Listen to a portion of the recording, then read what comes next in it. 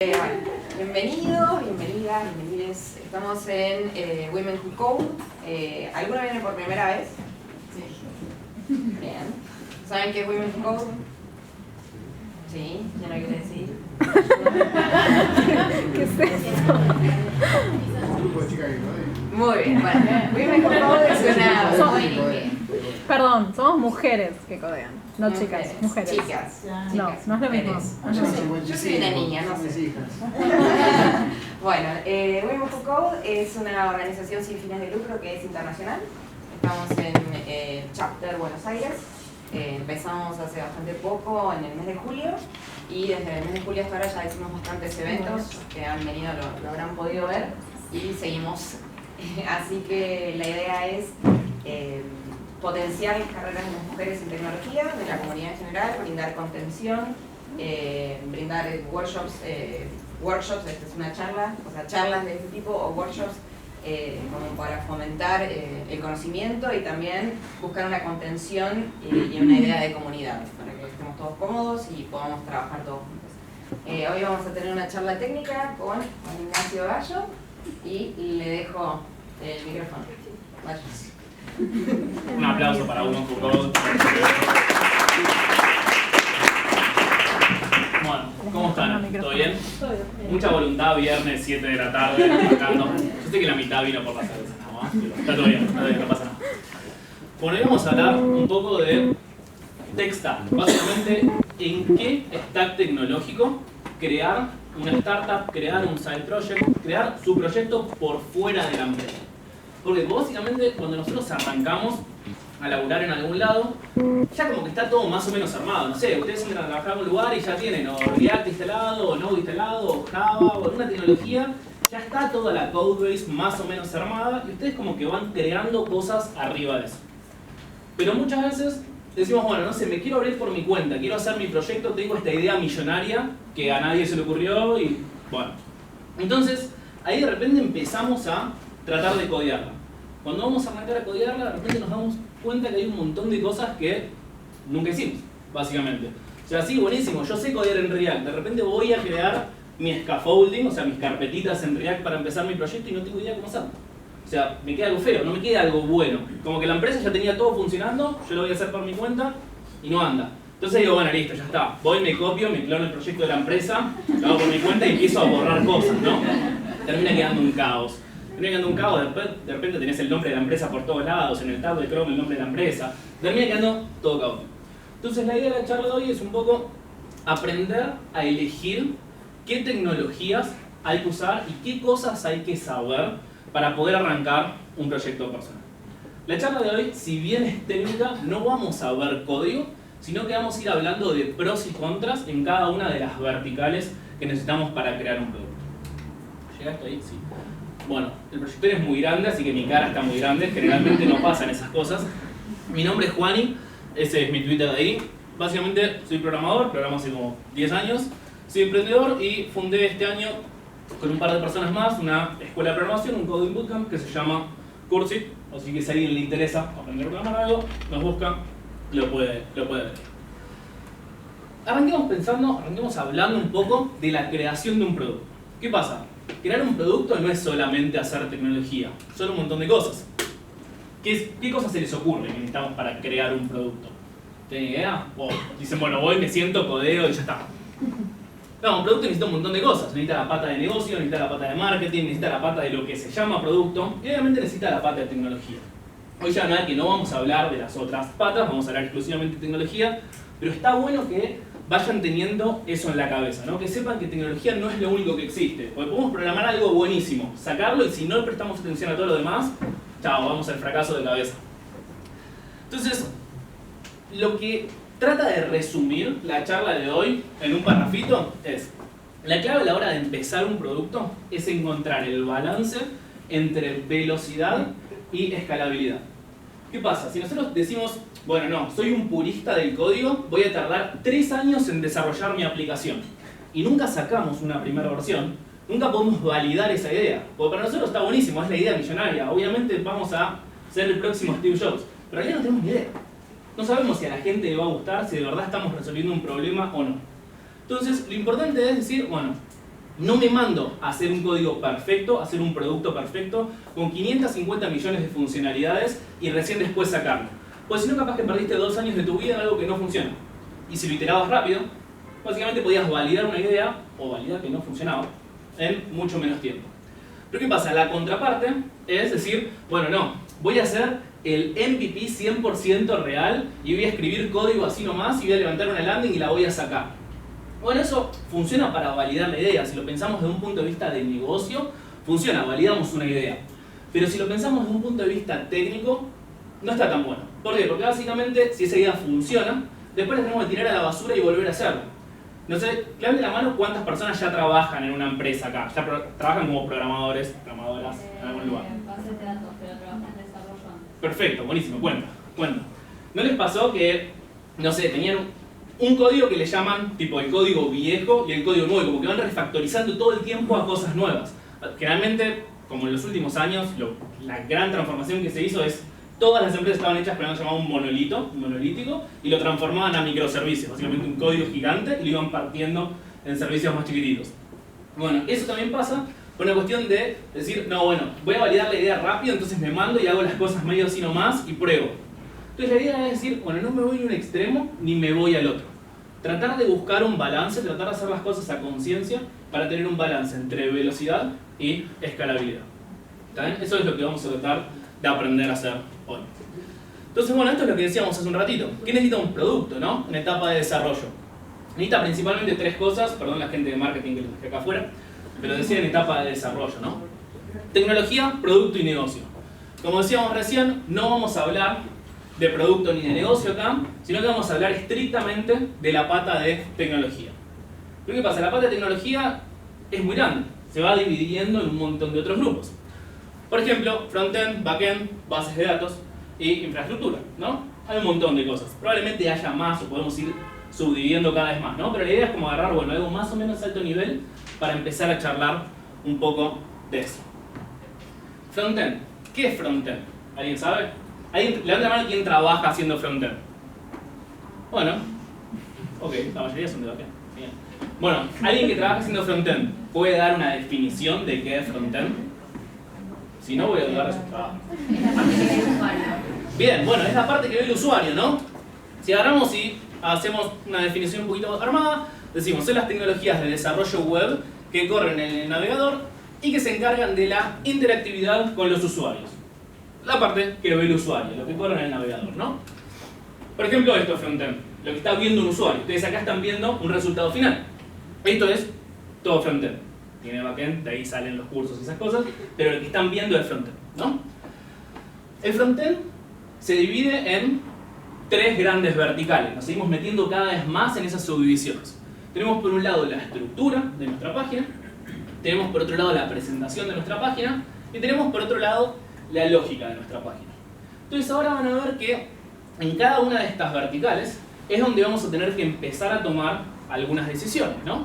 No sé, si pensamos en estructura hablamos de HTML, si pensamos en presentación hablamos de CSS, pero ya cuando decimos CSS decimos, che, preprocesadores, no preprocesadores, ya son decisiones que tenemos que empezar a tomar.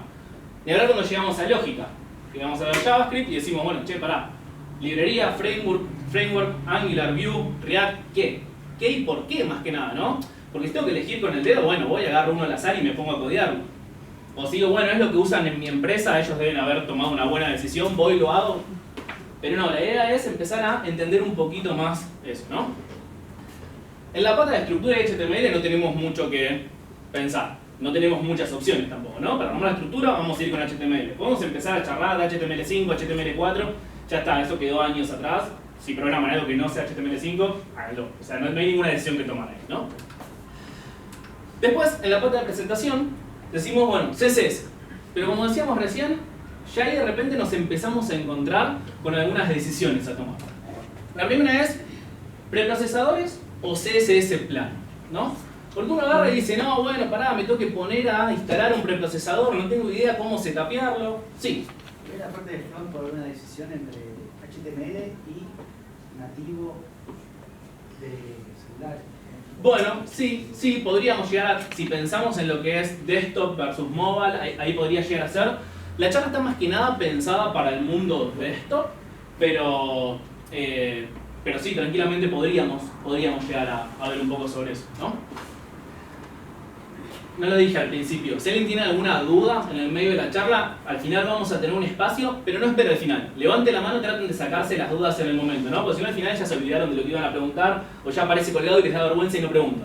Si cualquier cosa, bien, mira, ahí está. Sí, preprocesadores. Sí. ¿Qué le llamamos preprocesador? No escuché, perdón. ¿A qué le llamamos? Bien, ¿a qué le llamamos preprocesador? Dentro del mundo de CSS, ¿conocéis lo que es CSS? Para pintar la página, ¿no? Dentro del mundo CSS podemos instalar, digámosle, para decirlo de una manera fácil, tecnologías, librerías, aplicaciones arriba de tu CSS para hacer tu desarrollo más simple. ¿Cómo buscan? No necesariamente. Los preprocesadores más conocidos son Sass, Less y Stylus. El más conocido es Sass. Por ejemplo, una de las ventajas que te da usar un preprocesador es el hecho de poder usar variables. CSS, por definición, no tiene variables estrictas. Entonces, un preprocesador te da la chance de tener variables dentro del CSS. Básicamente te ayuda a que tu CSS escale mejor. O te deja partirlo en varios archivitos. Bueno, hay un montón de funcionalidades positivas de los preprocesadores.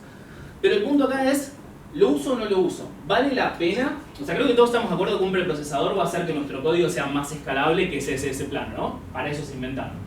Pero la pregunta acá es, bueno, en un MVP, en una primera versión de lo que quiero sacar, ¿vale la pena invertir ese tiempo o no?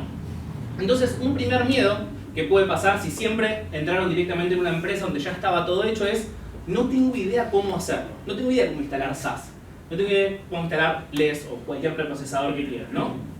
Pero la realidad es que es muy simple. O sea, la respuesta en este caso, casi el 100% de las veces es sí, queremos usar un preprocesador. ¿Por qué? Porque la realidad es que el costo de setup, el hecho de instalar un preprocesador, son 2 minutos, no es más que eso. O sea, es agarrar, instalar una librería, estamos hablando, por ejemplo, una aplicación con React y no, ¿verdad? Es instalar una librería y ya está, tenemos un preprocesador instalado. Y la ventaja que nos dan los preprocesadores es aceleran nuestro desarrollo y ayudan a que nuestro CSS sea más fácil de escalar.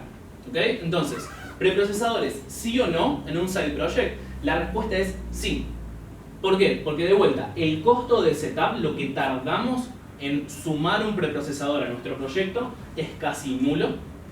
Y las ventajas que nos dan en el tiempo son muchas. Si nos hacemos todo un MVP sin ningún preprocesador, todo con CSS plano, en algún momento vamos a decir, che, tengo 5000 líneas de CSS, no soporto más modificar esto. Y decimos, bueno, listo, ya está, es el momento de meter un preprocesador. Fuiste, tenés que tirar casi todo tu CSS a la basura y volver a escribirlo. Primero porque, sí. Cuando decís escalar, sí. ¿qué significa? Que tu aplicación funcione. Cuando vos sacás un proyecto personal, en líneas generales no lo usa nadie, ¿no? Porque recién salió, o sea, nadie lo conoce. Hasta que lo vas haciendo conocido y vas trayendo usuarios, lleva un tiempo. Imagínate que la pegás y creces de un usuario a 10 millones de usuarios en 2 meses. Es imposible, ¿no? Pero imagínate que pasa eso. Básicamente tu código no va a funcionar de la misma forma. Vas a querer, si vos decís, tengo 10 millones de usuarios, probablemente te empiece a entrar plata. Entonces vas a querer sumar funcionalidades mucho más rápido. Vas a querer darle más valor agregado a tu usuario. El problema de ahí es que si vos tenés todo un CSS plano, por ejemplo, va a ser muy molesto, vas a tardar mucho tiempo en ir agregando cosas nuevas. Pero el procesador lo que te va a hacer es te va a dar la chance de escribir más CSS más rápido, en ese caso. Cuando hablamos de escalado igual, van a ver que lo vamos a nombrar mucho a lo largo de la charla, y lo vamos a ir nombrando para cada una de las verticales. Vamos a hablar de escalar desde el punto de vista de estilos, en este caso, desde el punto de vista lógica, o sea, hacer código que sea reutilizable, y desde el punto de vista de infraestructura. ¿Por qué? Pues ya van a ver que eso llega al final, pero si entran 10 millones de usuarios en su página que estaba preparada para 10 usuarios, se va a caer, se va a romper básicamente, ¿no? Entonces vamos a ir hablando de escalado en todas las verticales de nuestra aplicación. Entonces, la idea de los preprocesadores, como decíamos, es nos van a ayudar a escribir código más rápido. Y si no los tenemos y después lo queremos agregar, el costo es alto. O sea, el costo de agregarlo al momento cero es bajo. El costo de agregarlo en un producto ya desarrollado es alto. ¿Por qué? Porque, bueno, no sé si conocen de CSS o no, pero los preprocesadores tienen una funcionalidad que se llama nesting de código, que es escribir el código uno adentro del otro, como si fuese HTML, una estructura más jerárquica. Entonces ya de por sí tienen que tirar a la basura todo lo que habían hecho y empezar a hacer que todo su código esté nesteado, ¿no? Entonces tienen que reescribir todo su código, básicamente. Van a perder un montón de tiempo en modificar su código que ya está armado. Si lo hicieron desde el momento cero, ya desde el momento cero van escribiendo su código, todo con nesting, todo con variables, todo con todas las funcionalidades que nos da un preprocesador. ¿Okay? De vuelta, como les dije al principio, la charla no va a ser tan técnica de llegar al detalle de aprender cómo instalar un preprocesador acá. Pero el punto es, si les estoy contando que tiene un bajo costo de setup, es porque ustedes van, se leen un artículo de 5 minutos e instalan un preprocesador. No es algo que les va a llevar 3 horas aprender a instalar algo en sus proyectos, ¿no? Esa es como la idea, tratar de tener una visión más alto nivel para que ustedes después puedan investigar, ir aprendiendo esas cosas que vemos acá. Perdón. Sí. Hay un preprocesador que sea más recomendable que otro. Ahí, justo. Llegaste justo con la pregunta. Parecía armado. Dijimos, hay 3 preprocesadores que son como los conocidos del mercado. SAS, LES y Stylus. Ya en los últimos años Stylus perdió relevancia y podríamos decir que tenemos una competencia entre SAS y LES. Ponele. Pero en realidad ya no es más una competencia. Hasta hace un par de años ahora, hoy en día ya no es más una competencia. Si lo chequeamos y vemos un Google Trends, ¿conocen Google Trends? Levanten la mano quien conoce Google Trends. Bien, buenísimo. Ponele eso en la mitad. Google Trends es una aplicación web que ustedes van, ponen términos de búsqueda y Google les cuenta cómo fue fluctuando ese término de búsqueda a lo largo del tiempo. Por ejemplo, acá yo puse SAS y LES como 2 términos de búsqueda desde el 2014 hasta el 2019. Y te pinta cómo va fluctuando la cantidad de búsquedas que tienen esos términos, ¿no? Entonces, si chequeamos SAS versus LES, vemos que al principio de todo 2014 era una pelea real. De hecho, en un momento, no van a llegar a verlo, pero LES estaba un poquitito arriba de SAS. Cada vez que nos vamos arrimando más a la actualidad, SAS le fue comiendo mercado a LES y es lo que básicamente es el estándar hoy en día. Prácticamente es muy raro que una empresa que nace hoy diga instalo LES como preprocesador. La realidad es que a nivel funcionalidades entre uno y el otro son muy similares. No es que vos digas uno la rompe y el otro es malísimo. A nivel funcionalidades son muy parecidas. Pero si tenemos que elegir y nos dan los dos lo mismo, vayamos por lo que más usa el mercado, ¿no? ¿Por qué? Porque si nuestro producto crece y queremos introducir a una persona nueva a desarrollar, potencialmente la tenga más clara con la sintaxis de SAS que con la de LES.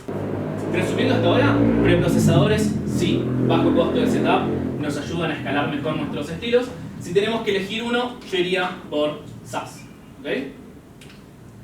Y después tenemos la parte de la lógica, que ahora es donde de repente se nos empieza a abrir un mundo de posibilidades, ¿no? Porque de repente decimos, bueno, librerías, frameworks, lo escribo en JavaScript plano, ¿qué hago? ¿No?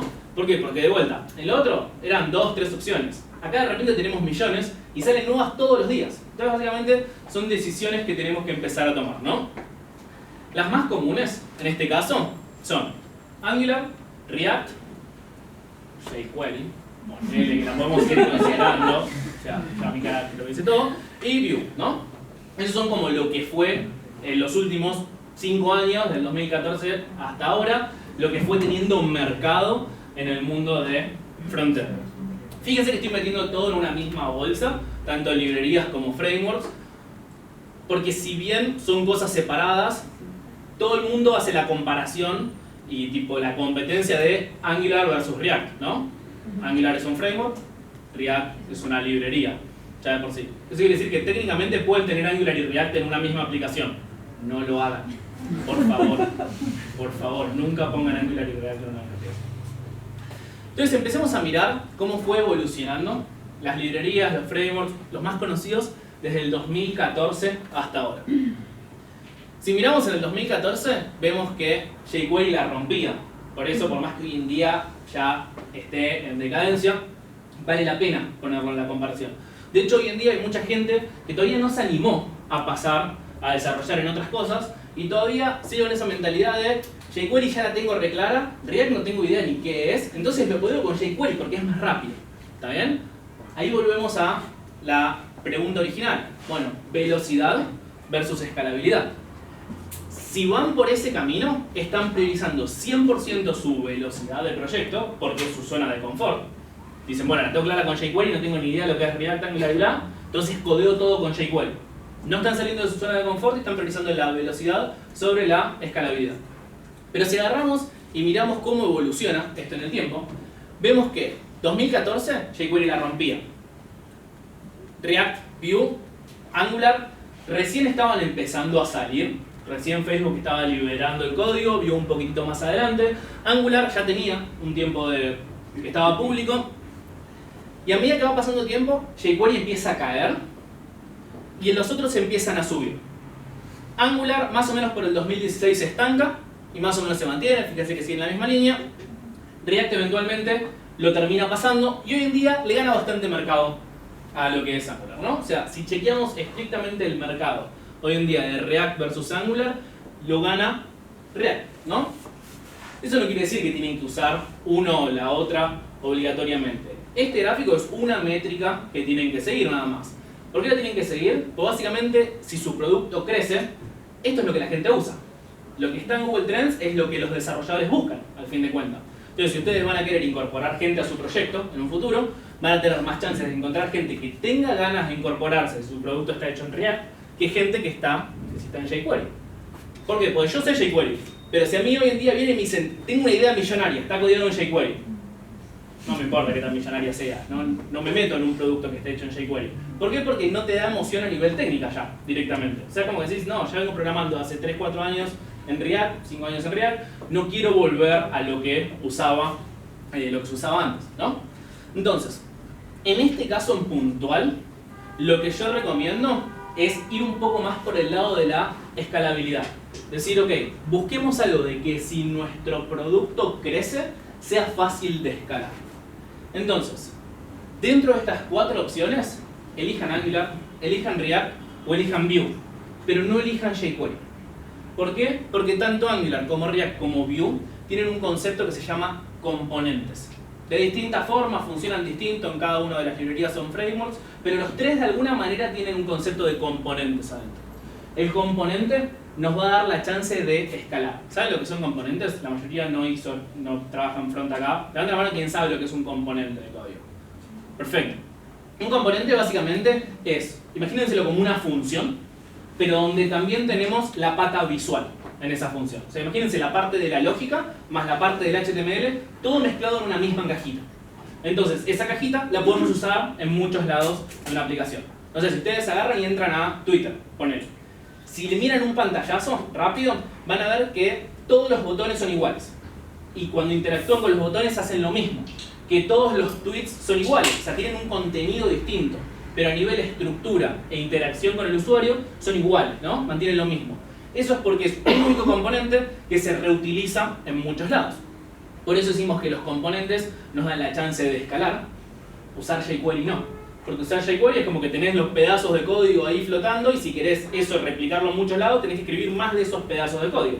Acá simplemente reutilizar ese componente n veces, siendo n la cantidad de páginas que tenga. Igual tenés la opción de hacer componentes sin usar esos frameworks. Exactamente, sí. O sea, tenés un montón de formas de hacerlo, pero básicamente ahí es donde volvés a decir, bueno, Que quizá React te mete una curva de aprendizaje grande. Quizás si haces un componente con jQuery, sí, JavaScript, sí, pero ¿qué pasa? No es exactamente lo mismo. ¿Por qué? Porque ya de por sí React te viene con una ventaja de algo que se llama Virtual DOM. Ponele. Entonces, si bien es verdad, te viene con una curva de aprendizaje, vos decís, bueno, tengo que salir un poquito de lo que vengo haciendo en los últimos años y aprender esto nuevo.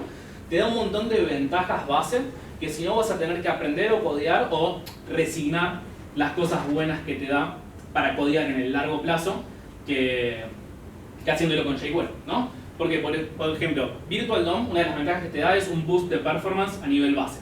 Básicamente lo que hace es, en vez de usar el DOM real de tu aplicación, usa un DOM en memoria. Entonces, eso, si lo haces con jQuery, o no lo vas a tener, o te lo vas a tener que programar vos. Y potencialmente, si lo programes vos, no funciona igual que el de React. Entonces ahí le metes la curva de aprendizaje a alguien más que se sume a tu proyecto. Entonces, sí, es verdad, capaz que si no tenés todavía los conocimientos, ponele de React, Angular o cualquier otro framework o librería, tenés que hacer esa curva de aprendizaje, pero la ventaja es, si tu producto escala, vas a tener un montón de ventajas que desde el otro lado no. Una de las cosas era lo que decía antes, tipo, si vos ves que tu producto está armado en jQuery, cuando trates de contratar gente a trabajar en jQuery, probablemente desarrolladores seniors no les llame la atención técnicamente, o sea, no vean el desafío técnico de ir y hacer eso. Entonces, de vuelta, todo es una balanza, ¿no? Hay que ir buscando ese balance entre velocidad y escalabilidad.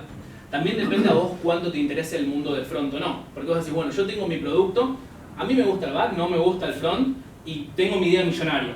Entonces, capaz que en tu caso, vale la pena decir, bueno, no, está bien, lo hago en jQuery y no pasa nada, avanzo con eso, priorizo la velocidad desde ese lado y no la escalabilidad. O sea, después, si todo viene bien, contrataré a alguien para que tire a la basura lo que es en jQuery y lo haga en un nuevo framework. O no, ¿no? O sea, ahí va dependiendo de cada uno. Mi recomendación personal es, en este caso, busquen algo que el mercado está usando.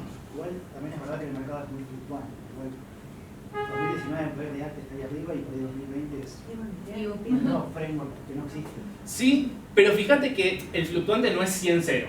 O sea, suele llevar un montón de años. De hecho, hay un montón de empresas que hoy en día, empresas que hacen mucha plata, y hoy en día siguen usando jQuery porque todavía no lograron migrarse.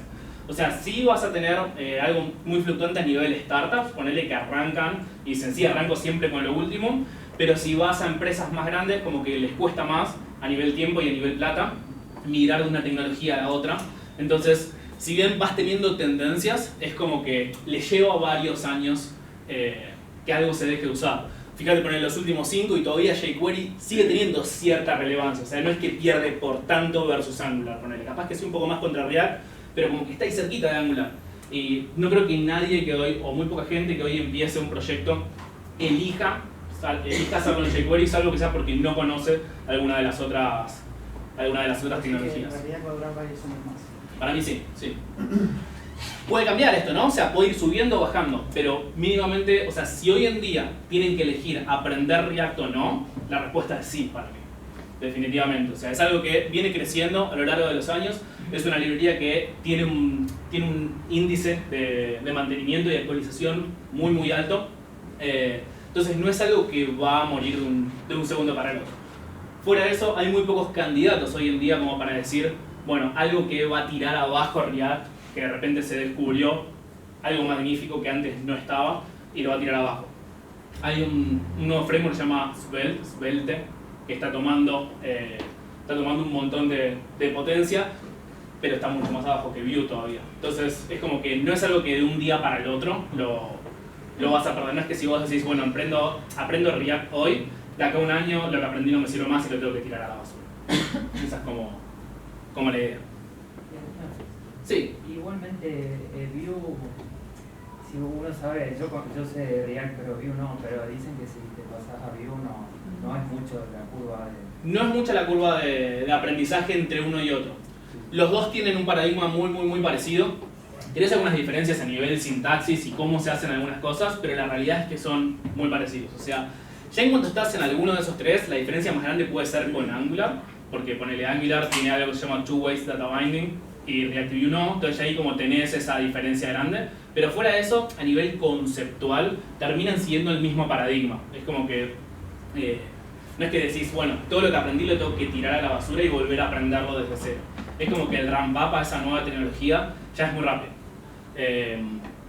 Yo ponele anécdota personal, contratamos una persona, yo trabajaba en Tienda Global, una persona que solamente sabía Vue, no había hecho nunca React. En menos de 2 meses la persona ya estaba haciendo productiva a una buena velocidad en React. Cosa de que si alguien nunca había tocado ninguna librería o framework de este estilo, capaz que en 2 meses todavía no tenés a alguien que está codeando componentes a mí. Entonces como que el ramp up es bastante rápido. Digo, hay empresas que buscan que sepan Vue, pero si sabes React te agarran también porque dicen que no es mucho la... Exactamente. Sí, esa es la idea. Entonces, dentro del mundo de la lógica, esto es algo muy personal, o sea, no quiere decir que esté bien o que lo tengan que tomar ni nada. Mi recomendación son estas 3 cosas. La primera es que aprovechen para aprender. También esto depende, su side project, si lo quieren exclusivamente para hacer plata o si lo quieren para divertirse, ¿no? Pero si no es que están cegados en hacer plata, aprovechen para aprender. ¿Por qué? Porque muchas veces en una empresa están atados a la tecnología que tiene la empresa. Si una empresa tiene Angular, es muy difícil que tome una decisión de pasarse a React, de pasarse a Vue, de pasarse a alguna otra cosa. ¿Por qué? Porque sale plata. Sale mucha plata, es decir, tiro código a la basura invierto el tiempo de la gente para que codee las mismas funcionalidades solo en otra tecnología. Es algo muy difícil de justificar. Entonces, si están en una empresa, suelen estar atados a una tecnología. Capaz que van saliendo proyectos nuevos donde se pueden sumar en otras tecnologías o cosas así, pero suelen estar atados a algo. Entonces, aprovechen para aprender. Si dicen, bueno, no sé React, pero me interesa saberlo, capaz que es un gran momento para hacerlo. De vuelta, esto es sí, solo sí, no están solamente con la mentalidad de quiero ir y hacer plata. Porque ahí sí, ahí les diría, no aprendas, ya fue. Hacé todo lo que estés en tu zona de confort y después si escalás ves qué haces. Lo tirás a la basura o te fijas qué onda. Pero la recomendación principal para mí es aprovechen para aprender. ¿Por qué? Porque esto les va a dar una gran chance el día de mañana, si se quieren cambiar de trabajo, de decir, bueno, tengo un abanico de tecnologías que si bien no las domino al 100%, por lo menos las conozco, las usé en algún lado, me puedo defender si me hacen preguntas, si tengo que ir a hacer una entrevista o si tengo que charlar sobre el tema, ¿no? Después, pensá en grande. Particularmente en el punto de vista lógico, para mí vale la pena en pensar sobre escalabilidad, sobre velocidad. ¿Por qué? Porque en la lógica, si no hacen algo que sea escalable, después está todo atados con alambres. Literalmente lo van a tener que eventualmente tirar a la basura y volver a hacer. Vuelvo con el ejemplo de Tienda Nube. Tienda Nube es una empresa que creció muy rápido en muy poco tiempo. El código arrancó por 3 founders que hacían todo básicamente. Eran personas técnicas, pero que al mismo tiempo hacían negocio, producto y demás. Hoy en día tuvieron que tirar a la basura todo el código y volver a hacerlo. No les sirvió nada del código. O sea, literalmente tienen que escribir todo el código de vuelta. Entonces sale plata. No sale plata. En vez de estar desarrollando nuevas funcionalidades para sus clientes, están invirtiendo el tiempo de las personas, de su staff, para poder reescribir el código, porque básicamente les costaba mucho traer gente que quiera trabajar con esa tecnología. Básicamente estaba hecho en PHP y jQuery. Era muy difícil contratar gente. Muy difícil, muy difícil. Entonces, ¿qué hicieron? Empezaron a hacer el backend en Scala y empezaron a migrar todo el frontend a React. De repente, cuando cambiamos esos job posting para decir buscamos gente que sepa React y no gente que sepa jQuery, ya la cantidad de gente que aplicaba se había multiplicado por 3. ¿Está bien? Solamente por decir cambió una tecnología, nada más. Está bien, Tienda Nube ya es una empresa que está en escala, ¿no? Pero lo que digo es, si su empresa crece muy rápido, pues tiene 5 años Tienda Nube, 7 años, no es que tiene 15, 20. Entonces, si crece muy rápido, lo que les va a pasar es lo mismo que Tienda Nube. Van a tener que tirarlo a la basura y volver a crear todo desde cero. Y lo tercero es investigar, investigar, investigar. No se queden con decir, bueno, uso React porque mi empresa usa React. Uso React porque lo único que conozco es React. Uso Angular porque, no sé, mi amigo que la tiene reclara me dijo que Angular está buenísimo. Está genial que tengan un amigo que la tenga reclara, créanle. Pero no se cieguen nada más en la opinión de una persona. No se cieguen nada más en lo que les estoy diciendo yo ahora. Yo elijo React. Pero no es que tienen que ir y hacer su proyecto en React. Yo les dije que usen preprocesadores. Pero no quiere decir que tienen que dar vuelta y usar preprocesadores. Lo que es muy importante acá es el criterio. Es decir, escucho algo, pero me doy vuelta y lo busco. Lo pruebo. Veo qué onda. ¿Por qué? Porque si no es como que no terminamos de entender bien la idea y agarramos, vamos, nos mandamos, lo hacemos y después alguien viene y te pregunta, che, ¿por qué lo hiciste en Angular en vez de React? Si tiene todas estas cosas mejores. No tenemos un argumento válido. Es como, no, bueno, pintó y lo hice así y dale que va. ¿Está bien? Entonces, la idea es investiguen, investiguen, investiguen. No se queden con una sola opinión. No se queden con una sola idea. ¿Ok? Hoy en día, mi recomendación, y fíjense que esto se lo estoy diciendo automáticamente después de que les dije, no me crean a mí. ¿Está bien? Mi recomendación hoy en día, la estándar para un proyecto, si dicen no sé de frontend y tengo que aprender algo, ¿qué aprendo? Es React más Next. Next es, ellos lo denominan como un framework de React, como un framework que va arriba de una librería. ¿Okay? Mi recomendación estándar es esta. ¿Por qué? Porque es algo que hoy en día tiene una curva de aprendizaje muy baja. Next tiene un montón de ejemplos, tiene una documentación muy buena. Y React, bueno, todas las ventajas que tiene React. Y es muy escalable. Es muy fácil de escalar con esta tecnología hoy en día. ¿Es el stack perfecto? No, tiene un montón de cosas malas también, ¿no? ¿Por qué? Porque nos estamos atando, no nos estamos casando solo con una librería, sino que estamos casando con una librería y un framework que está arriba de esa librería. Así que si pasa lo que decía él, que hoy en día, que de acá a 2 años se muere React, fuiste, vas a tener que tirar tu código y volver a hacerlo desde cero. Mi sensación es que eso no va a pasar de acá a 2 años. Sí. Con tu argumento del tema de mantener a los developers que les guste tu proyecto, Sí. es como casi que estás obligado a pensar que cada cierta cantidad de años se tiene que tirar todo y empezar de vuelta. Sí. Los developers están año a año cambiando de tecnologías y te dicen, no, esto ya no me gusta, ya pasó de moda. Como que ya de por sí, por definición, vas a cada 2 o 3 años tiene que empezar de vuelta, así que tienen a los developers contentos. Sí, eso suele pasar, de hecho es un problema muy grande en todas las empresas de tecnología, o sea, en todas las que estuve, lo que pasó era, che, nos estamos quedando atrás en la tecnología. Para mí la clave, y es algo muy difícil de hacer, porque tenés que tener ese mindset a nivel empresa, es cada proyecto no lo empiezo por defecto con la tecnología anterior que hice. No es que todo está en React, entonces saco uno nuevo y lo vuelvo a hacer en React. Para mí las empresas tienen que empezar a cambiar un poco ese mindset, a decir, cada proyecto nuevo que salgo, me siento y lo pienso. ¿Vale la pena seguir usando React? ¿O vale la pena agregarle Next? ¿Vale la pena casarse con Next? ¿O vale la pena probar Svelte? ¿Vale la pena ir con Vue? Entonces, la desventaja de eso es que de repente te queda un stack más variado a lo largo de la empresa.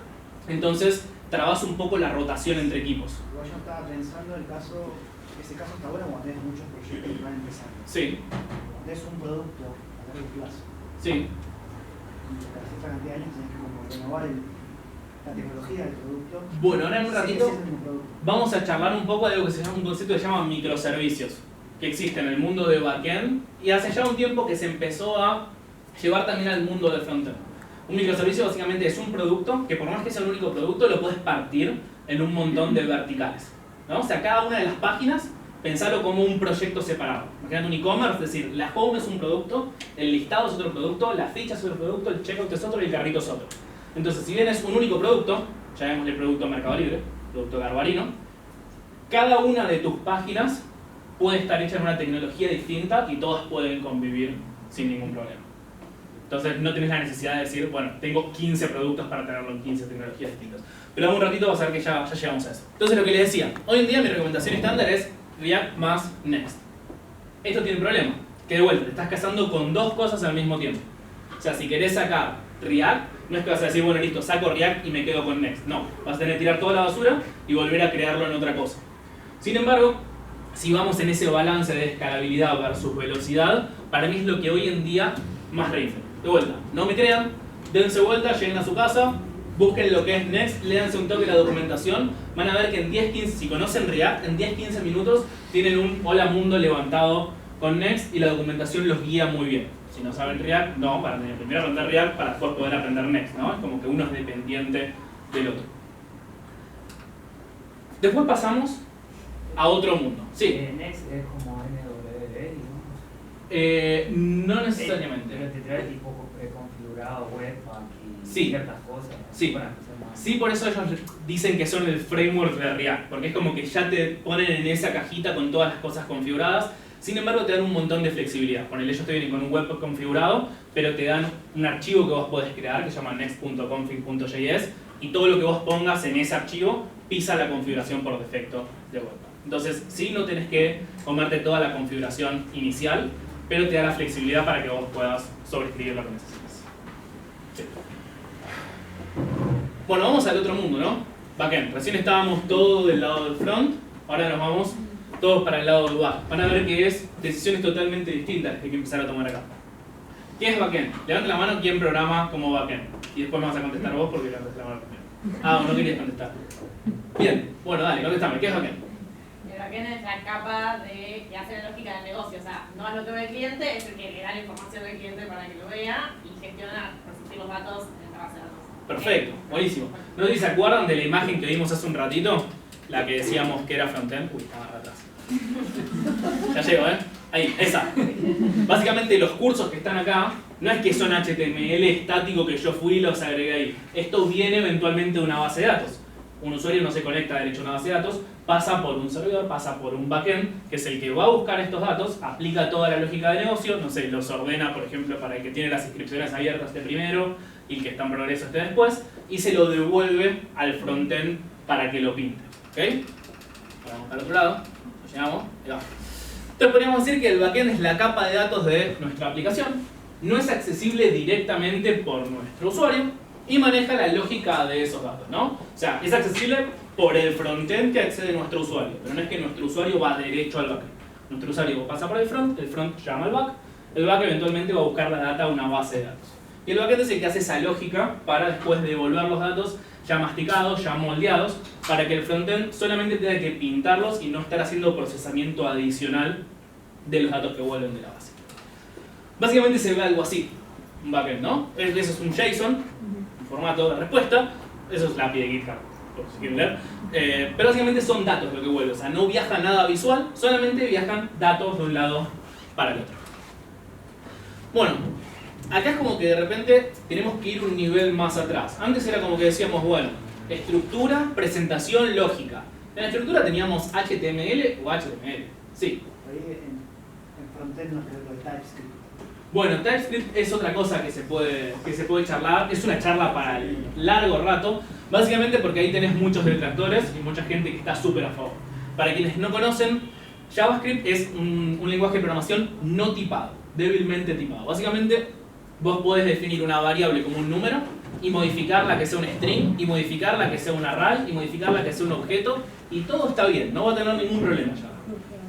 TypeScript lo que hace es, le mete esos tipos de datos a JavaScript. Entonces, si vos definís una variable como un número, esa variable es un número. Tratás de cambiarlo a un string y no va. De vuelta, no me voy a meter mucho en eso ahora porque hay mucha gente que está a favor, hay mucha gente que está en contra. En los últimos años se empezó a tomar un montón de fuerza. Ya hay varias empresas que lo empezaron a adoptar como su stack por defecto. Más que nada, todos los que usan Angular.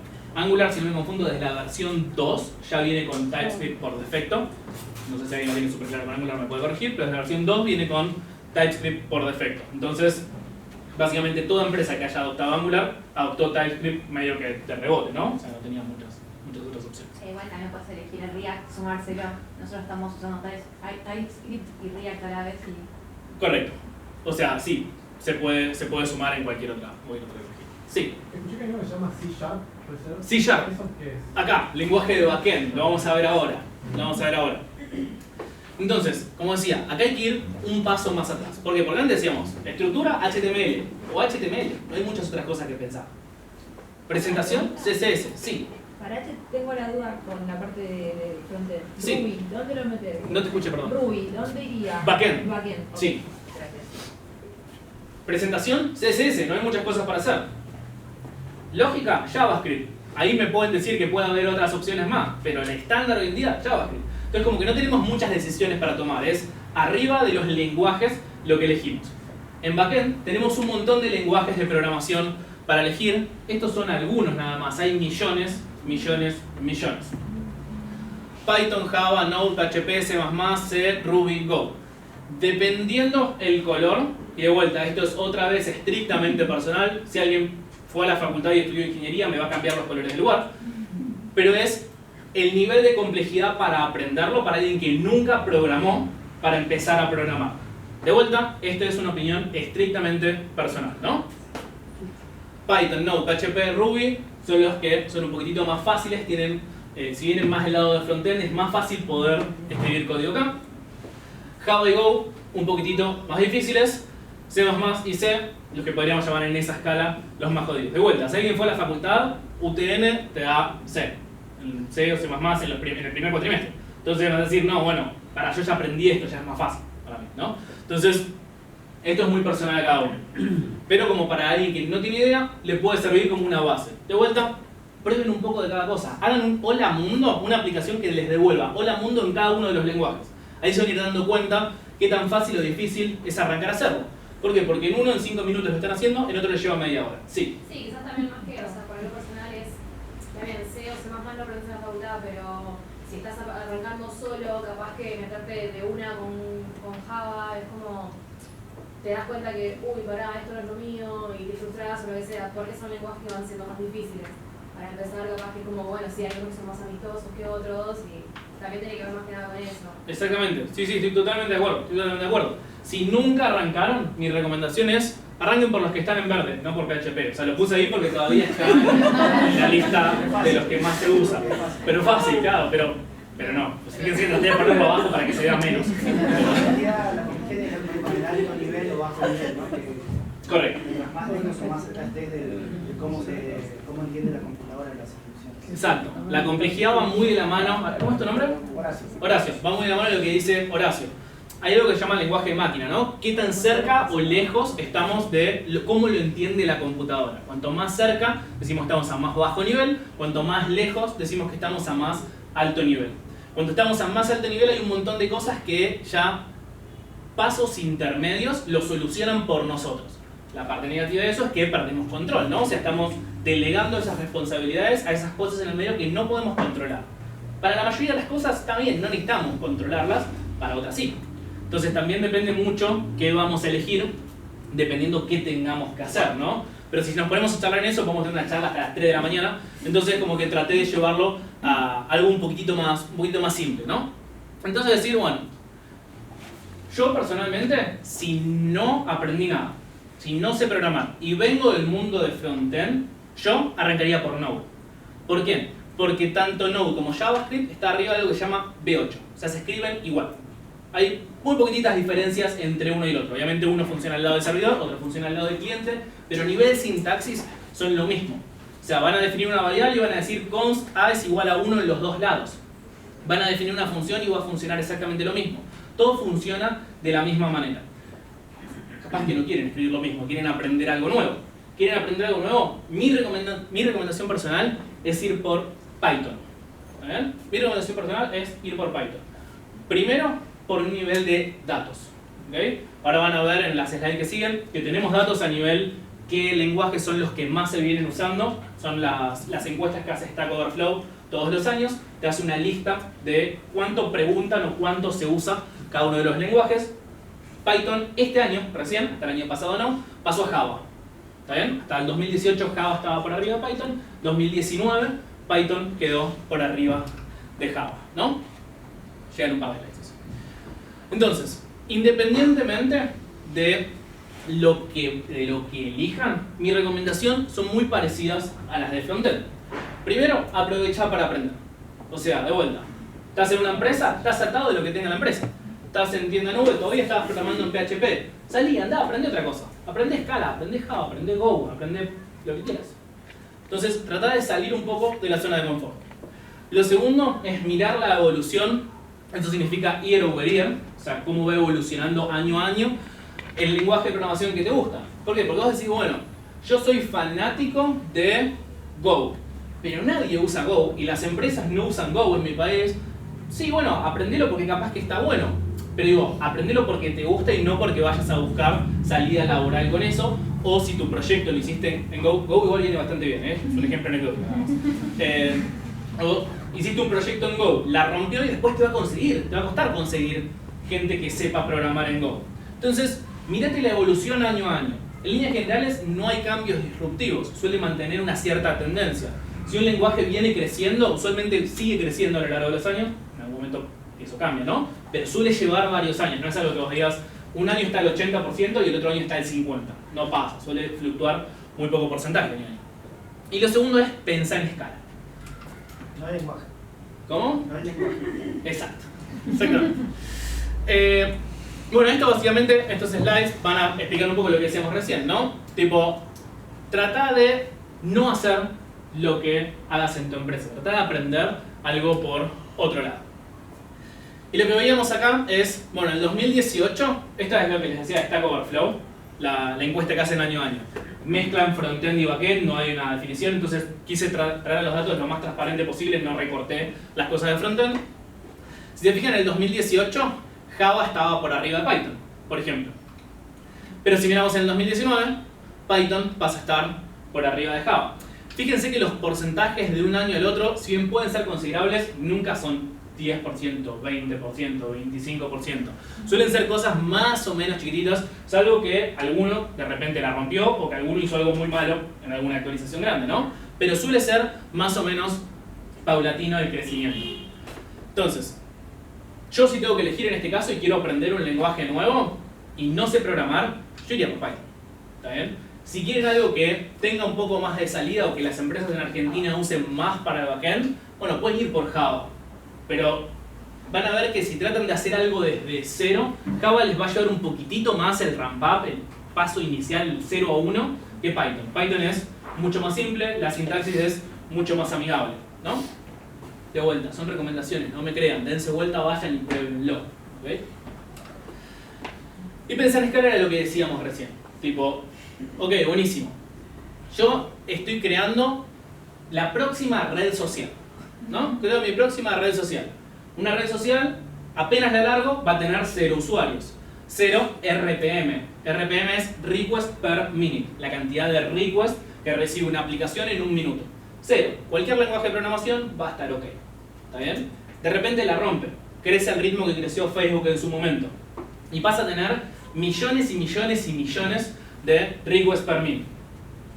Dependiendo del lenguaje de programación que elijan, eso puede escalar mejor o peor por defecto. Eso es también por cómo funciona cada lenguaje.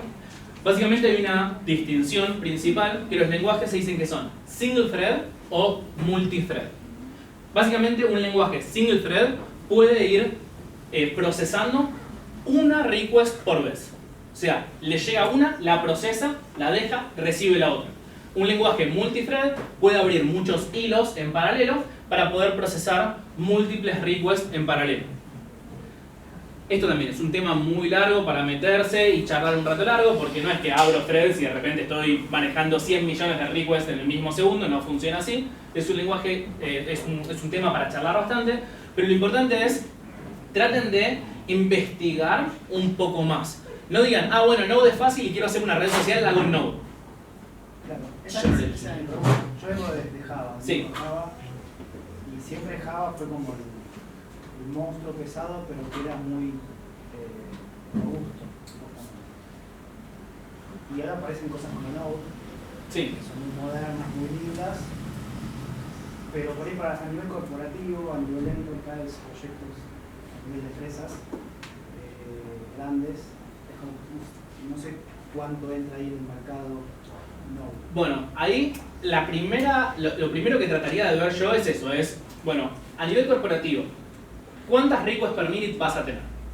¿Por qué? Porque capaz que vos me decís, estoy haciendo una VM y te clavaste todo Java para una VM que lo van a usar un equipo de 5 personas para dar de altas. Bueno, pero ¿qué pasa también? Un banco maneja un montón de productos. Puede ser algo de cara al usuario que sí tenga muchos requests per minute. Entonces ahí sí te diría, che, bueno, capaz que vale la pena irte por algo multithread porque va a escalar mejor. Ponele una red social. Que vos me digas, algo que viene ahí le va a empezar a pedir millones y millones de requests por minuto. Sí, anda por Java, anda por Go, anda por algo de eso. Node funciona de una manera totalmente distinta. Es single thread y tiene algo que se llama event loop. Básicamente lo que vos tenés que hacer es no bloquear el event. Event loop lo que hace es cuánto tiempo va a estar dando desde que te llega una request hasta que la despachas, ¿no? Si vos podés tener algo que tenga muy poco procesamiento, que lo que llega no lo procesas mucho, lo vas largando rápido, vas haciendo un pasamanos de cosas, es bueno, funciona bien. Si vos me decís, no, me va a llegar algo y voy a tener que hacer 1.000.000 de cosas ahí adentro, o sea, voy a tardar un segundo en procesar cada request, digo, no uses Node, no uses Node. O sea, todo es dependiendo de lo que vayas a buscar. Si tu procesamiento es poco, es rápido, podés ir por Node. Si vos vas a tener que procesar un montón de cosas, te digo, no vayas por Node, anda por otra cosa. Básicamente, no sé, si vos decís, tengo un listado de productos donde voy a tener filtros, sorting y demás, yo no sé si iría por Node. Y vas a tener muchos requests. Pero si vos me decís, voy a tener una VM donde solamente voy a dar de alta productos, yo te digo, sí, anda por Node. No vas a tener que hacer ningún procesamiento grande. Solamente te va a llegar data, te vas a dar vuelta y le vas a meter en una base de datos. ¿Está bien? Esa es como la idea, dependiendo de dónde estés. ¿Y Python dónde se ubica? Bueno, Python va más del lado de Node que del lado de Java. Más que nada por la velocidad en que tardás en desarrollarlo, ¿no? Si querés ir a algo un poco más fácil de setupear, pero que igual maneje muy bien el concepto de threads, puedes ir a Go. Go tiene algo que se llaman Go Routines, que es algo muy similar a threads, donde podés hacer una aplicación en escala y en una sintaxis y un poquito más fácil de desarrollar que Java. O sea, no te tenés que comer todo el monstruo inicial para empezar a codear como tenés que hacer en Java. La desventaja que tenés es que es un lenguaje que históricamente se usó mucho menos entonces tenés menos comunidad atrás, ¿no? Esa es como la contraparte. ¿Y C++? Yo no sé si lo elegiría. Yo qué sé, o sea, Para desarrollo web no. claro, exacto. No, yo no lo conozco, pero no. A ver, lo que programé, tiene es pero que es pregunto. algo mucho más a bajo nivel. O sea, vas a tener la chance de manejar un montón de cosas, por ejemplo, no sé, Garbage Collector o un montón de cosas que son un poquito más a bajo nivel, que si hablas de Node, ni te enterás lo que es un Garbage Collector, no tenés ni idea, listo, funciona, más o menos, está ahí, anda. En C++ no, vos tenés que manejarlo. Entonces, está bueno si querés entender bien cómo funciona una computadora, cómo funciona un servidor de verdad, está buenísimo, porque te encontrás con un montón de cosas que si no ni las ves. Manejo de memoria. Por ejemplo, manejo de memoria. Node, Python, no tenés ni idea de lo que es manejo de memoria. Hoy en día todas las computadoras, todos los servidores vienen con millones de memoria, no tenés ni problema. Pero si vas con C++ o con C, bueno, vas a tener que prestarle atención a esas cosas. Entonces, si vas a crear un producto que sea bien bajo nivel, que necesites por alguna razón algo bien de la computadora, sí, anda por eso. Pero para web, no se me ocurren casos donde digas, anda por esto o no anda. ¿Está bien? Es como la idea. Acá, ¿y por qué PHP tampoco es ¿Cómo? Perdón. PHP? ¿Por qué no se recomienda? PHP fue buenísimo en su momento, fue buenísimo. La realidad es que hay un montón de funcionalidades y cosas que otros lenguajes empezaron a hacer mejor, que son mucho más fáciles de escribir, la sintaxis más clara, que escalan mucho mejor, que PHP no se actualizó al mismo ritmo que esos otros lenguajes. O sea, si vos ves una línea de tiempo, PHP nació mucho más atrás que Node, nació más atrás que Go, nació más atrás que un montón. Con jQuery de front. Exacto. Entonces, si vos ves empresas más viejas, de hecho no traje un Google Trends de los lenguajes de programación, pero si lo traes del 2014 hasta ahora, vas a ver que PHP y Java en el 2014 la estaban rompiendo. Java se mantuvo muy bien, la verdad es que se mantuvo muy bien. PHP cayó zarpado. ¿Por qué? Porque de vuelta es difícil de mantener. El código en PHP, salvo que lo escribas muy bien, suele ser sucio. O sea, es como que te da un montón de... te permite hacer un montón de cosas, que es algo que vos lo codees realmente bien, se vuelve molesto de mantener. No es un lenguaje malo, no es un lenguaje malo. Funciona bastante bien en escala, pero no sería a nivel sintaxis y manera de mantenerlo lo que yo elegiría hoy en día para sacarlo. Si querés algo un poco más robusto, iría por Java. Si querés algo que no necesite tanto procesamiento de datos, iría por Node o WordPress. Quizás también por una cuestión de mercado, que va a ser difícil por ahí conseguir gente para... Exacto, volvemos a lo mismo que jQuery PA. Si hoy en día decís, busco desarrolladores PHP, vas a conseguir probablemente, pero no vas a tener un pipeline, no vas a tener mucha gente que venga a decir, sí, quiero laburar en PHP, me remotiva a nivel técnico laburar en PHP. Como que vas a tener mucho más en otros lenguajes. Genial. Hoy en día, entonces, con todo esto que charlamos hasta ahora, básicamente tenemos un frontend que habla con un backend, ¿no? O sea, toda esta charla para tener dos rectángulos. ¿Bien? Pero ¿qué pasa? Acá, hace un ratito habíamos nombrado que viene algo del concepto de microservicios. ¿Por qué? Porque fíjense acá el backend es un coso gigante, ¿no? Viene un concepto que es microservicios.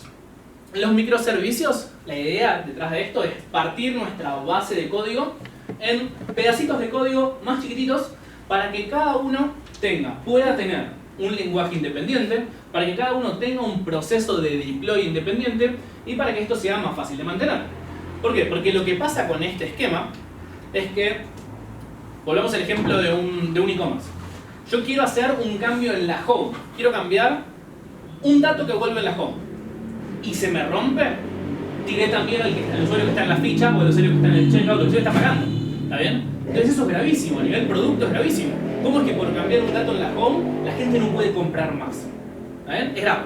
Entonces, los microservicios lo que hacen es te dicen, bueno, partilo tu código gigante en muchas partes más chiquititos.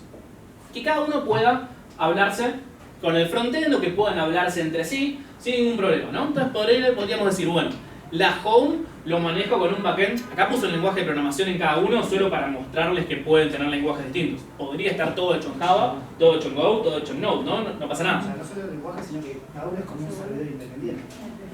Sí, hasta que lleguemos a la parte de infra y les diga aprendan Docker. Ahí van a ver que puede estar todo en el mismo servidor. Pero sí, si lo pensamos estrictamente así, cada uno sería un servidor independiente. La desventaja de que sea un servidor independiente es que sale más plata, ¿no? Pero ya vamos a llegar a la parte. Entonces, la ventaja de esto es, imaginemos que esto es la home, esto es la ficha, esto es el listado de productos y acá es donde la gente paga la plata, ¿no? Entonces, si yo voy y rompo algo acá, como solamente estoy deployando en ese servidor o en ese contenedor de Docker o en ese pedacito de código, el resto de mi código, salvo que tenga una dependencia estricta con esto, va a seguir funcionando bien. Entonces, rompí la home, sí, si alguien entra a la home no va a andar. Pero el usuario que ya estaba en el flujo va a poder terminar su compra sin ningún problema, ¿no? Entonces esa es básicamente la idea de los microservicios. Que cada uno tenga un proceso de deploy distinto y que cada uno pueda tener un lenguaje de programación distinto. Entonces, la ventaja que nos da esto también es que decís, bueno, me di cuenta que este pedazo de la página va a funcionar, hice todo mi stack en Node de arranque, y me di cuenta que en esto tengo muchos RPM y necesito un lenguaje más robusto. Bueno, puedo partir eso en un microservicio y meterle Java ahí adentro. Entonces digo, toda mi página tiene pocos RPM, lo sigo manteniendo en Node, esto necesita algo más robusto, le mando Java. Listo, no tenés que tirar a la basura todo tu código y hacerlo todo en Java de vuelta. Como que te permite ir agarrando tu código de cosas, tipo unidades, mucho más chiquitas. ¿Está bien? Esa es la idea detrás de los microservicios. React, la parte de frontend, la dejé todo en uno, porque todavía no es un uso muy común. ¿Qué pasa? React tiene un concepto atrás que se llama SPA, Single Page Application. La idea es que una aplicación funcione todo con Client-Side Render. O sea, entramos y mientras que vamos interactuando con nuestra aplicación, va haciendo todo Client-Side Render. Hace poco empezó una idea de también partir el frontend en microservicios. Todavía no está muy adoptada, entonces no vamos a charlar de eso acá. Entonces podemos decir, bueno, el frontend nos queda todo como algo gigante, el backend lo podemos partir en múltiples microservicios. Porque si rompes el front, ahí sí se está rompiendo. Si lo tenés como está acá, si tirás abajo el front, o sea, nunca vas a llegar al back, entonces... ¿Tiene algo que ver esta parte de los microservicios con orientado a objetos, no orientado a objetos? No, no necesariamente. Eso es a la hora de cómo escribís tu código. Los microservicios es cómo lo divide a nivel proyectos, por decirlo de alguna forma. Bases de datos. Acá lo voy a pasar súper por arriba. Súper por arriba, ¿eh? La idea es, existen dos tipos de bases de datos, principalmente. Las bases de datos relacionales y las bases de datos no relacionales. ¿Okay? Las bases de datos relacionales, la idea es que funcionan más o menos así. Están separadas en un montón de tablas, donde las tablas están relacionadas entre sí. No sé, ponele, tenemos provincias, localidades y empleados. Vemos que las provincias tienen una ID, que dice ID provincia. En vez de tener la información de la provincia ahí, se relaciona con otra tabla, donde tenés la información de la localidad. Y en la localidad, no sé, tenés los datos de los empleados, ¿no? Básicamente son muchas tablas donde se van relacionando entre sí. Eso es un tipo de base de datos. La segunda son las no relacionales, donde básicamente empezamos a tener la data tirada toda en un JSON, por ejemplo. Básicamente no tenemos muchas tablas separadas, sino que en un mismo lugar tenés toda la información de ese recurso específico que tenés. No sé cuál puse, pero ponele acá tenés el recurso de un usuario en una plataforma, ¿no? Entonces, en vez de decir, bueno, tengo separado y el tipo lo tengo en otra tabla donde voy a buscar si este usuario es admin, usuario o moderador, directamente va la palabra admin ahí, ¿ok? De vuelta, no quiero meterme mucho en cuál es mejor o cuál es peor en este caso, o sea, dependiendo de lo que necesiten su producto, van a tener que elegir una de la otra, sí. ¿Qué es un JSON? Un JSON es un formato de respuesta que se ve así. Es básicamente se ve como un objeto de Java. ¿Okay? Entonces venía diciendo, no nos vamos a meter mucho de en qué caso van a tener que necesitar uno o el otro, pero lo importante de esto es que si vamos a nivel arquitectura del producto, se podría ver algo así, si no pensamos en microservicios, pero si hablamos de base de datos, también escala bien en microservicios.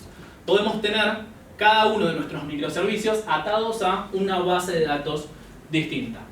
O no. Son decisiones que podemos ir tomando, esa es la idea. Pero ponele, yo quiero tener una base de datos no relacional como Mongo atada a mi Node, puedo. Pero quiero tener en mi Java una base de datos relacional, también puedo. La ventaja de esto es, si se nos rompe la base de datos de esta home, no necesariamente se me está rompiendo la base de datos de las compras. Entonces, básicamente puedo seguir teniendo compras sin la necesidad de que la home funcione. ¿Okay? ¿Por qué? Porque cuando hablamos de backend, en líneas generales hablamos del servidor y de la base de datos. Entonces, sí, si el microservicio, si el backend está todo separado en microservicios, pero la base de datos es solo una gran base de datos, si mi base de datos se rompe, por más que tenga todo en microservicios, se rompe igual, ¿no? Entonces, la idea es también que se pueda separar esto en múltiples microservicios también, pero a nivel base de datos. Sí. También sirve para la seguridad, te pueden tirar un servicio solo. Correcto. Correcto. Eso te va a funcionar si solo si tenés cada uno de los microservicios en un servidor separado. Porque al fin de cuentas lo que te tiran usualmente, te pueden tirar un microservicio dentro del servidor sin tirarte el servidor, pero no es lo normal. Generalmente si no tenés las cosas dockerizadas, si te tiran un microservicio dentro del servidor, te suelen tirar el servidor. Si lo tenés todos en servidores separados, sí, te tiran los demás siguen vivos. Infra. Infra es la parte más difícil, más difícil de hacer un producto por nuestra cuenta. Más que nada si vienen del palo del desarrollo. ¿Por qué? Porque si trabajan en una empresa, generalmente hay un equipo que suele hacer infra. Llamémosle infraestructura, llamémosle DevOps, llamémosle como sea, pero es raro que en una empresa grande un desarrollador esté haciendo infraestructura. Pasan algunas, no es lo común, ¿okay? Entonces, cuando nos mandamos a hacer un producto por nuestras cuentas, buenísimo, fui y lo codié, tengo mi producto terminado. ¿Y ahora? ¿Cómo entra alguien? ¿Cómo lo meto en un dominio? Me entran 1 millón de personas y se me rompió. ¿Qué hago? ¿Está bien? Básicamente es donde más desconocimiento hay.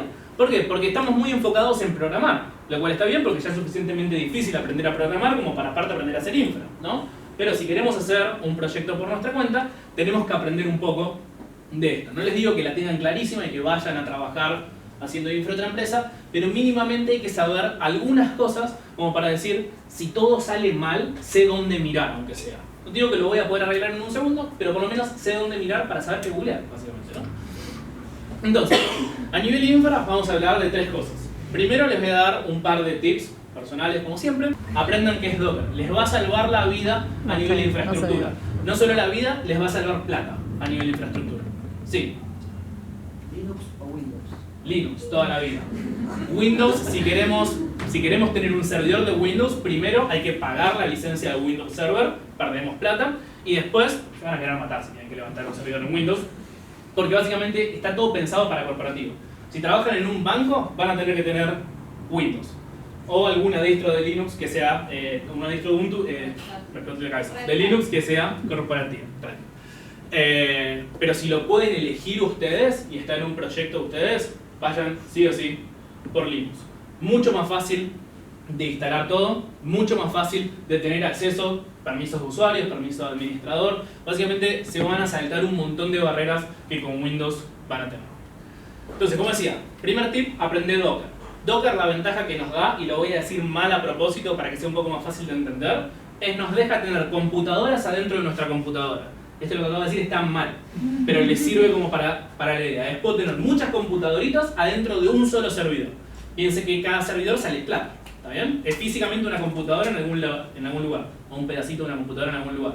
Entonces, si ustedes tienen la chance de tener múltiples computadoritas adentro de ese servidor, ahorran plata. Si no, van a tener que tener por cada uno de los microservicios una computadora. Entonces sale más caro.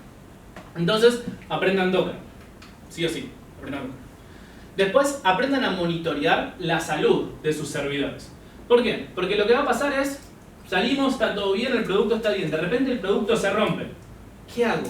Lo primero que hacemos es vamos y lo reiniciamos. Sí, bueno, buenísimo, hay veces que lo soluciona, hay veces que no. Entonces, aprender a monitorear la salud de sus servidores.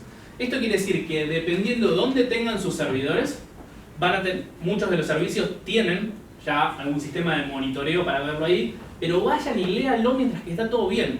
Entiendan qué está pasando. Entiendan cuánta RAM consume su aplicación, cuánto disco está consumiendo su aplicación. Entiendan, traten de ver de antemano si algo se está por romper. O sea, sean más proactivos y no tanto reactivos para cuando algo se rompe, ¿no? Si el hosting donde lo tienen no tiene algún tipo de servicio de monitoreo, hay un montón de herramientas, New Relic, Datadog, hay un montón de herramientas, la mayoría terminan siendo pagas, tienen algún trial gratuito pero terminan siendo pagas, pero no importa, bajen el trial gratuito, pruébenlo, después si el proyecto no funciona, no las paguen más, pero por lo menos entiendan qué es lo que está pasando ahí. Porque si no, cuando todo se rompe, o sea, cuando hay fuego, es donde de repente nos empezamos a poner nerviosos, no sabemos qué hacer, básicamente perdemos usuarios, ¿no? O si vos entras en una página, no anda una vez, no anda 2 veces, no anda 3 veces, te fuiste. Listo. Y digo 3 veces porque estamos en Argentina y tenemos mucha paciencia. Pero si no, entra una vez, no anda, listo, chao, me voy a la página al lado. Siguiente búsqueda de Google, fin.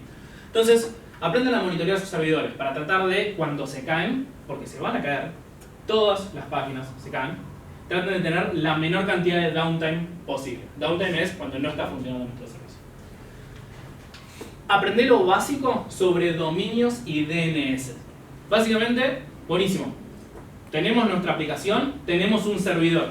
Yo no quiero que mi página se entre diciendo 5.20.125.3. Por eso no quiere decir nada. Básicamente vamos a tener que asociar un dominio a nuestra IP. Entonces, vayan y aprendan lo básico de cómo comprar un dominio, cómo configurar un dominio contra un servidor. No necesitan saber mucho de esto porque no se suele romper esto. Pero básicamente es decir, bueno, voy, compro algo y lo meto adentro de un servidor. Ya está. La gente está entrando a una URL, no está entrando a una IP. ¿Está bien? Y después aprendan a sacar y renovar un certificado HTTPS. HTTP, protocolo de comunicación, ¿no? HTTPS, le agregamos la seguridad a eso, ¿no? Hay un montón de formas de sacar los certificados gratuitos. Busquen algo que se llama Certbot. Certbot es una librería que se instalan en su servidor y pueden sacar el certificado de forma gratuita. O si usan Amazon, Amazon les da certificados gratis mientras sean públicos, ¿no? Entonces, cada proyecto que hagan, sí o sí tienen que tenerlo con HTTPS. No tengan ningún proyecto, no importa que sea personal, no importa nada, con HTTP pelado. ¿Por qué? Por una cuestión de seguridad. Más que nada si tienen algún tipo de formulario o algo donde el usuario interactúe entre el frontend y un backend, ¿no? Que le mande información del frontend al backend. ¿Por qué? Porque esto se hace en 2 minutos, literal, de vuelta. Buscan cómo sacar un certificado HTTPS, es una guía de 3 pasos y les dura 6 meses, 1 año y después se renueva solo. ¿Está bien? Entonces, con 2 minutos de tiempo invertido, ya tienen el protocolo HTTP seguro para poder interactuar entre su cliente y su servidor. ¿Okay? De vuelta, estos son tips personales. Si quieren, vayan y paguen 1 millón de servidores, uno por cada microservicio. No pasa nada. Pero digo, no vale la pena. ¿Okay? Bueno, ahí si quieren, para aprender Docker, nosotros, esto es una charla que dimos un par de veces, la dimos en la Nerdearla la última vez. Estos son los slides, nada más, no está el video. Bel les puede pasar el video. Donde damos una introducción a Docker, nada más. Ahí si entran, van a ver que están los slides. Sirven como para poder guiarse, básicamente, ¿no? Después les dejo este slide así lo copian.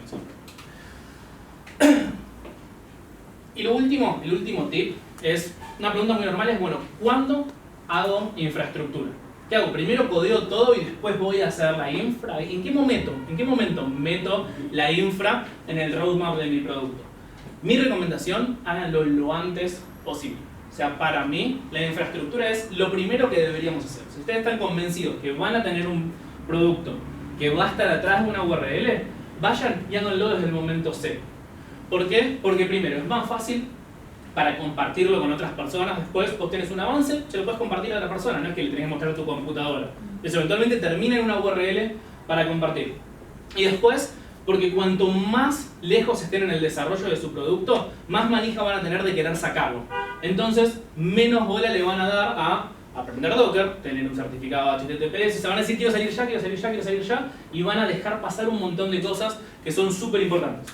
Entonces, lo primero que tienen que hacer es, voy, compro mi dominio, bueno, no sé si compro mi dominio, pero voy, levanto mi servidor, configuro mi integración continua, que es lo que vamos a ver ahora, dockerizo mi proyecto y dejo en una IP levantado mi proyecto. Ya está, puedo entrar desde cualquier lado. Puedo entrar desde mi celular, puedo entrar desde mi compu, se lo puedo pasar a mi amigo para que vea cómo viene esto. Entonces, traten de adelantar lo que es infra en el roadmap de sus productos. ¿Por qué? Pues si no, suele quedar todo tirado de los pelos. Vale la pena adelantar.